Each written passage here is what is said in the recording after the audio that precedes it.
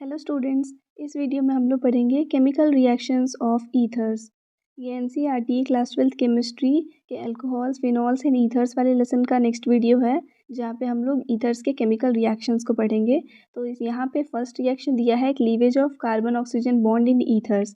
अगर आपने इस लेसन के बाकी वीडियोस नहीं देखे हैं तो उस सब का लिंक डिस्क्रिप्शन में है, आप वहाँ से देख सकते हो। ईथर्स जो हैं वो लीस्ट रिएक्टिव होते हैं, मतलब ये जो फंक्शनल ग्रुप है वो लीस्ट रिएक्टिव है। यहाँ पे जो कार्बन और ऑक्सीजन बॉन्ड का क्लीवेज है वो ड्रास्टिक कंडीशंस में होता है, यानी कि जब हम लोग large amount of alkyl halides के साथ में इनका रिएक्शन कराते हैं। ये जो रिएक्शन है उसमें आप देख सकते हो कि जो ईथर है वो एल्किल हैलाइड के साथ जब रिएक्ट कर रहा है तो कार्बन एंड ऑक्सीजन के बीच का बॉन्ड क्लीव होगा। अब अगर ये सिमेट्रिकल ईथर है तो आप यहाँ से बॉन्ड क्लीव करो या इधर से क्लीव करो, सेम टाइप का ही एल्किल ग्रुप जो है वो बनने वाला है।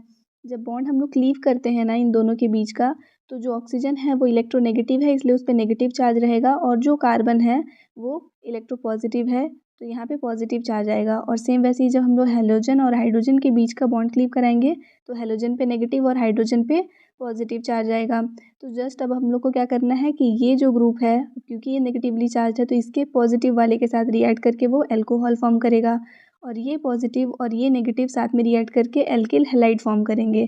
तो जब हम लोग ईथर का रिएक्शन हैलोजन एसिड्स के साथ कराते हैं तो एल्किल हैलाइड एंड अल्कोहल ये दोनों ही आपको देखने के लिए मिलता है। यानी कि अगर आप कभी अगर प्रिपरेशन ऑफ एल्किल हैलाइड्स लिख रहे हो तो वहाँ पे भी ये रिएक्शन लिख सकते हो, या फिर प्रिपरेशन ऑफ अल्कोहल्स पढ़ रहे हो तो वहाँ पे भी ये रिएक्शन लिख सकते हो। यहाँ पे जो एल्किल ग्रुप है इसको हम लोग किसी भी ग्रुप से सब्सटीट्यूट करके, मतलब इसके जगह पे जैसे मान लो CH3 रख सकते हो, हेलोजन की जगह पे एक्स की जगह पे कोई भी दूसरा हेलोजन रख सकते हो, और ऐसे करके आप नंबर ऑफ रिएक्शंस इससे क्रिएट कर सकते हैं। अब अगर एक साइड के आर को हम लोग किसी एल्किल ग्रुप से रिप्लेस कर दें, एरिल ग्रुप से रिप्लेस कर दें, तो ये एल्किल एरिल ईथर बन जाता है। इनमें भी सेम वैसे ही हाइड्रोजन हैलाइड्स के साथ में रिएक्शन होकर के phenol and alkyl halide form करने का प्रॉपर्टी जो है वो होता है।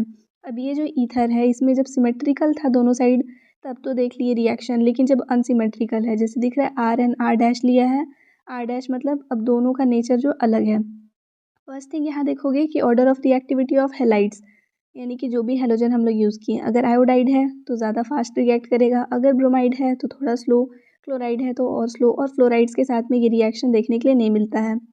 अब जब हम लोग इसकी बात कर रहे हैं कि दोनों आर का जो नेचर है वो डिफरेंट हो गया, उस केस में बॉन्ड किधर से क्लीव होगा, क्योंकि कार्बन और ऑक्सीजन के बीच का बॉन्ड क्लीव करना है तो क्लीवेज तो कहीं से भी हो सकता है ना, या तो इन दोनों के बीच से हो सकता है या फिर इन दोनों के बीच से हो सकता है।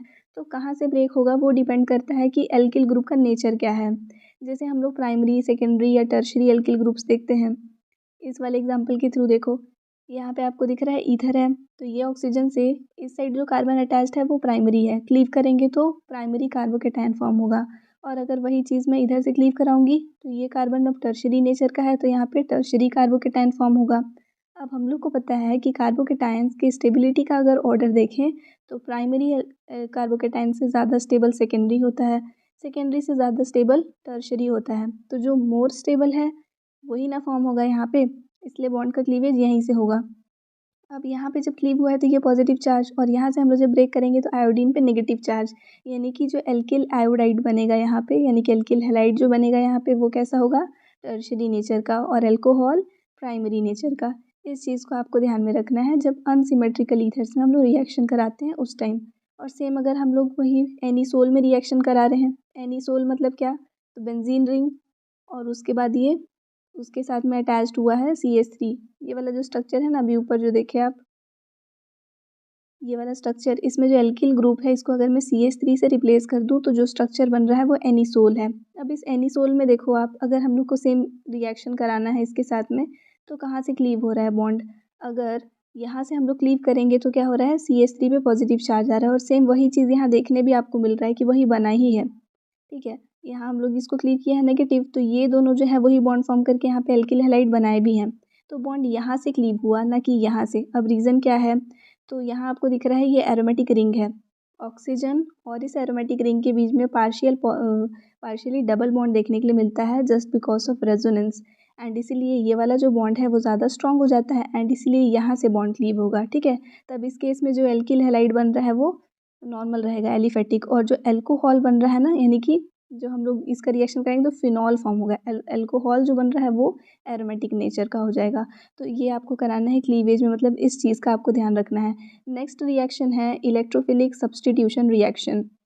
अब यहाँ पे जो एल्कोक्सी ग्रुप है ना, मतलब कि बेंजीन रिंग के ऊपर ये जो ग्रुप है OR वाला ग्रुप, ये जो है वो ऑर्थो एंड पैरा डायरेक्टिंग होता है। ऑर्थो पैरा डायरेक्टिंग क्यों? तो अगर आप इसके रेजोनेटिंग स्ट्रक्चर्स को देखोगे तो ये ऑक्सीजन जब यहाँ इलेक्ट्रॉन डोनेट किया तो एक बार नेगेटिव चार्ज कहाँ आया, इधर ऑर्थो पोजीशन पे। इसी के शिफ्टिंग से पैरा पोजीशन पे, फिर फर्दर शिफ्ट करोगे तो फिर ऑर्थो पोजीशन पे, यानी कि इलेक्ट्रॉन्स जो है वो ऑर्थो एंड पैरा पोजीशन पे ही घूम रहे हैं। तब उस केस में इलेक्ट्रोफिलिक सब्स्टिट्यूशन कराना है, मतलब कि किसी इलेक्ट्रोफाइल को यहाँ पे ला के आपको ऐड करना है। तो इलेक्ट्रोफाइल मतलब इलेक्ट्रॉन सीकिंग, जहाँ इलेक्ट्रॉन ज़्यादा है। तो इलेक्ट्रॉन रिच सेंटर कौन सा है, ऑर्थो एंड पैरा पोजिशन, इसीलिए ऑर्थो और पैरा डायरेक्टिंग होता है एल्कोक्सी ग्रुप। अब ये जो इलेक्ट्रोफिलिक सब्स्टिट्यूशन है इसको आप 5 डिफरेंट हेडिंग्स में पढ़ोगे। फर्स्ट है halogenation. Halogenation means addition of halogen. तो अगर हम लोग ब्रोमीन ऐड कर रहे हैं तो ब्रोमिनेशन, क्लोरीन ऐड कर रहे हैं तो क्लोरीनेशन, आयोडीन ऐड किए तो आयोडीनेशन। तो इसी टाइप से आपको देखना है। अब यहाँ पे एनिसोल का रिएक्शन ब्रोमीन के साथ हुआ है इथेनोइक एसिड के प्रेजेंस में। तो यहाँ पे आपको दिखेगा पैरा सब्स्टिट्यूटेड और ऑर्थो सब्स्टिट्यूटेड, दोनों ही प्रोडक्ट्स बनेंगे क्योंकि दोनों ही जगह पे नेगेटिव चार्ज आप देखें। अब इसमें जो है पैरा सब्स्टिट्यूटेड प्रोडक्ट जो है वो मेजर होगा और ऑर्थो वाला माइनर। रीज़न क्या है कि जो पैरा सब्स्टिट्यूटेड प्रोडक्ट होता है वो ज़्यादा स्टेबल होता है एंड स्टेबिलिटी का रीज़न है वहाँ पे सिमेट्री।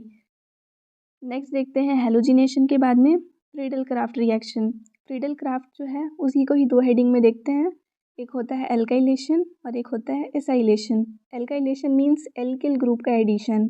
एल्किल ग्रुप यानी जैसे आप यहाँ से ब्रेक किए तो इस पर पॉजिटिव चार्ज आएगा। ये जो पॉजिटिवली चार्ज वाला है वही आके ऑर्थो और एक बार पैरा पोजिशन पे ऐड होगा, तो पैरा पोजिशन वाला मेजर प्रोडक्ट बन जाएगा। और एसाइलेशन में यहाँ से क्लीव करेंगे, एसिल ग्रुप जो है वो यहाँ पे ऐड होने वाला है। तो ये एसिल ग्रुप एक बार ऑर्थो और एक बार पैरा पोजिशन पे ऐड होगा, इसलिए एल्काइलेशन और एसाइलेशन बोलते हैं। ये रिएक्शन एनहाइड्रस AlCl3 के प्रेजेंस में होता है। इसके अलावा आपको दिख रहा है CS2, इसका यूज़ यहाँ पे किया जाता है। नेक्स्ट है नाइट्रेशन। नाइट्रेशन में आपको देखना है कि जो भी रिएक्शन है उसका, मतलब जो भी आप रिएक्टेंट लिए हो उसको हम लोग को नाइट्रेटिंग मिक्सचर के साथ में रिएक्ट कराना है। Nitrating mixture means mixture of concentrated sulphuric acid and concentrated nitric acid.